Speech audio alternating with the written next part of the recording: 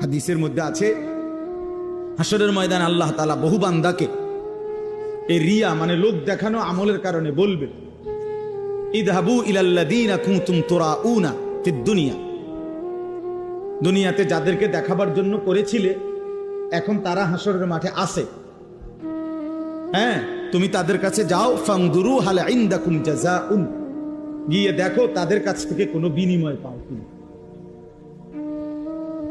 তুমি যাদেরকে দেখাইবার জন্য করছিলা তারা আছে এখন হাসরের মাঠে, যাও ওদের কাছে গিয়ে তোমার কর্মের বিনিময় যাদেরকে দেখাইবার জন্য করছিলা ওদের থেকে নাও, আমার থেকে নিবা কেন? আমার জন্য তো করো নাই।